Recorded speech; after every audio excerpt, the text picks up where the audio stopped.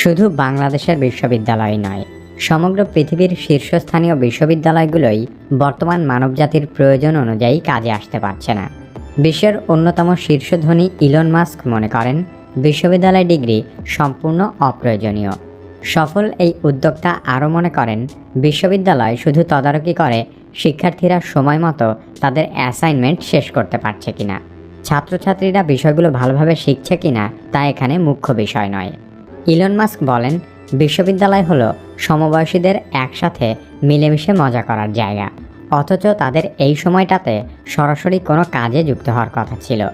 Silicon ভ্যালির কিংবদন্তি বিনিয়োগকারী এবং পেপ্যালের সহপ্রতিষ্ঠাতা পিটার থিল মনে করেন সকল ধরনের বিশ্ববিদ্যালয় বর্জন করা উচিত, কারণ উচ্চশিক্ষা মূলত এক ধরনের brain washing. University drop out বা বিশ্ববিদ্যালয়ের পড়াশোনা ছেড়ে দিয়ে যারা নিজের কোম্পানি তৈরি করছে তাদেরকে পিটার থিল একটি ফেলোশিপ প্রদান করেন। এই ফেলোশিপের উদ্যোক্তাদের $1 লক্ষ বা 85 লক্ষ টাকা প্রদান করা হয়।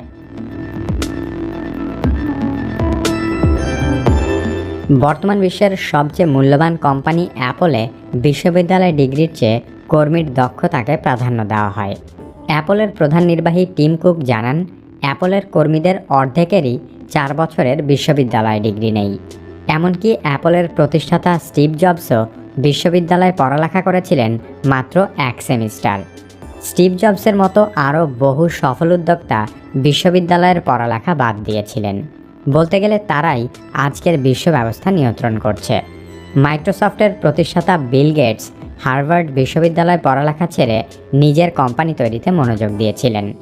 ফেসবুকের উদ্যোক্তা মার্ক জাকারবার্গও হার্ভার্ড বিশ্ববিদ্যালয়ের পড়ালেখা বাদ দিয়েছিলেন।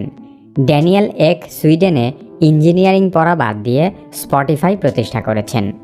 যারা বিশ্ববিদ্যালয় ছেড়ে নিজের কোম্পানি গড়ে তুলেছেন, ইলন মাস্ক তাদের তারিফ করেন। এমনকি তিনি নিজেও স্ট্যানফোর্ড বিশ্ববিদ্যালয়ে পিএইচডি করতে গিয়ে মাত্র 2 দিন পরই পিএইচডি ছেড়ে দেন। তার চেয়েও মজার বিষয় হলো, ইলন মাস্ক বলেছেন তার সাথে কাজ করার জন্য বিশ্ববিদ্যালয় ডিগ্রি বাধ্যতামূলক নয়। তার পরিচালিত কোম্পানিগুলোর মধ্যে স্পেসএক্স, টেসলা, নিউরালিঙ্ক, বোরিং কোম্পানির মতো বেশ কয়েকটি বর্তমান এবং ভবিষ্যৎ পৃথিবীর শীর্ষ কোম্পানি রয়েছে।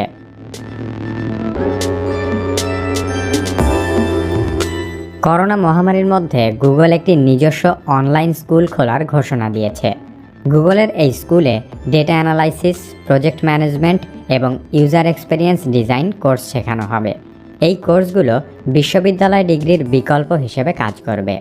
গুগলে চাকরির ক্ষেত্রে মাত্র 6 মাসের এসব অনলাইন কোর্স 4 বছরের বিশ্ববিদ্যালয় ডিগ্রির সমান মর্যাদা হিসেবে বিবেচনা করা হবে।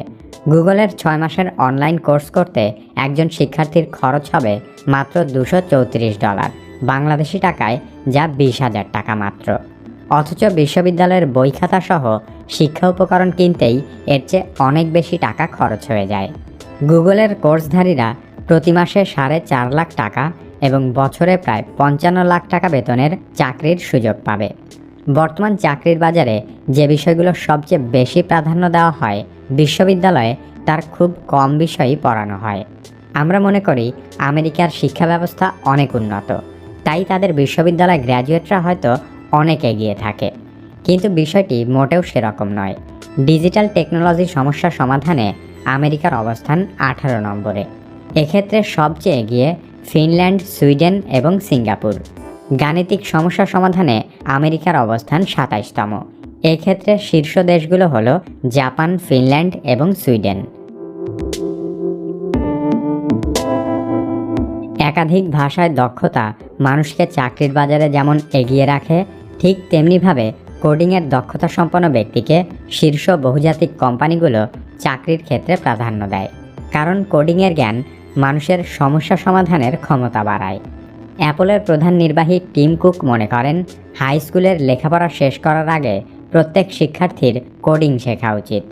শিশু শিক্ষা থেকে শুরু করে বিশ্ববিদ্যালয় পর্যন্ত সবাইকে কোডিং শেখানোর জন্য 2016 সালে অ্যাপল একটি প্রোগ্রামও চালু করেছিল। বর্তমান বিশ্বকে হাতের মুঠোয় নিয়ে আসা প্রযুক্তিদানব প্রতিষ্ঠানগুলোর যাত্রা শুরু হয়েছিল কোনো না কোনো কোডিং জ্ঞানের উপর ভিত্তি করে। বর্তমানেও কোডিং শিখে এমন সব চাকরি পাওয়া সম্ভব যা বিশ্ববিদ্যালয়ের ডিগ্রি দিয়ে কখনোই অর্জন করা সম্ভব নয়। বিশ্ববিদ্যালয়ের ডিগ্রি বেশিরভাগ দেশেই অনেক ব্যয়বহুল। আমেরিকার বেসরকারি বিশ্ববিদ্যালয়ে পড়তে গড়ে প্রায় ৩২ লক্ষ টাকা খরচ হয়। বাংলাদেশেও বেসরকারি বিশ্ববিদ্যালয়ে পড়তে কমপক্ষে ৫ থেকে ১৫ লক্ষ টাকা খরচ হয়। সরকারি বিশ্ববিদ্যালয়গুলোতে ছাত্রপ্রতি বছরে ১ থেকে ১.৫ লাখ টাকা সরকারি ভর্তুকি দেওয়া হয়। সে কারণে বাংলাদেশের বেসরকারি বিশ্ববিদ্যালয়ে পড়ালেখার খরচ সরকারি বিশ্ববিদ্যালয়ের তুলনায় ১৯ গুণ বেশি। এছাড়াও তথাকথিত প্রধান সারির বেসরকারি বিশ্ববিদ্যালয়ে পড়ালেখার খরচ আকাশচুম্বী। এই বিপুল অর্থ যোগান দিতে বাংলাদেশি অভিভাবকদের নাভিশ্বাস উঠে যায়। অন্যদিকে আমেরিকানরা প্রতি বছর বিপুল পরিমাণ অর্থ এডুকেশন লোন বা শিক্ষা ঋণ নিয়ে বিশ্ববিদ্যালয়ে পড়ালেখা করে এবং পরবর্তীতে এসব ঋণ পরিশোধ করতেও গ্র্যাজুয়েটদের হিমশিম খেতে হয়।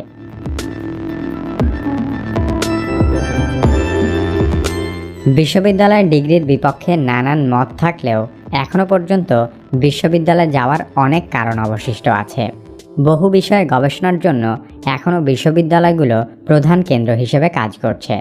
বিশ্বব্যাপী এই আলোচনা তৈরি হয়েছে বিশ্ববিদ্যালয়ের পড়ালেখা বাদ দেওয়ার জন্য নয়, বরং বিশ্ববিদ্যালয় ডিগ্রিতে আরও যুগোপযোগী শিক্ষা অন্তর্ভুক্ত করার জন্য। বিশ্ববিদ্যালয় ডিগ্রি অপ্রাসঙ্গিক হবার পেছনে বিশ্বের শীর্ষ নামিদামি বিশ্ববিদ্যালয়কে দায়ী করা হচ্ছে। সেখানে বাংলাদেশের বিশ্ববিদ্যালয়ের অবস্থা তো যাচ্ছে তাই। বাংলাদেশের প্রায় প্রতিটি জেলায়, ঢাকা শহরের পাড়া মহল্লায় একটি করে বিশ্ববিদ্যালয় চালু হয়েছে ঠিকই, কিন্তু এগুলোতে শিক্ষার মান তলানিতেই রয়েছে। বাংলাদেশের বিশ্ববিদ্যালয়গুলো বিশ্বের শীর্ষ ৫০০ বিশ্ববিদ্যালয়ের ভেতরেও নেই। এছাড়া জাতীয় বিশ্ববিদ্যালয়ের অধীনে বিভিন্ন কলেজে বিপুল সংখ্যক শিক্ষার্থী উচ্চশিক্ষা সম্পন্ন করলেও খোদ বিশ্ববিদ্যালয় মঞ্জুরি কমিশনই এর মান নিয়ে সংশয় প্রকাশ করেছে। বাংলাদেশের অধিকাংশ শিক্ষার্থী গ্র্যাজুয়েশন শেষে সরকারি চাকরি বা বিসিএসের জন্য প্রস্তুতি গ্রহণ করে। মজার ব্যাপার হলো, বিসিএসের জন্যও বিশ্ববিদ্যালয়ের পড়াশোনা কোনো কাজে আসে না। বিশ্ববিদ্যালয়ের ডিগ্রি গ্র্যাজুয়েটদেরকে চাকরিও দিতে পারে না, আবার উদ্ভাবক বা উদ্যোক্তাও তৈরি করতে পারছে না। সব কিছু মিলিয়ে বিশ্ববিদ্যালয় ডিগ্রি এক ধরনের আলংকারিক বিষয়ে পরিণত হয়েছে, যার ফলে বিশ্বব্যাপী বিশ্ববিদ্যালয় ডিগ্রি মূল্যহীন হয়ে যাচ্ছে।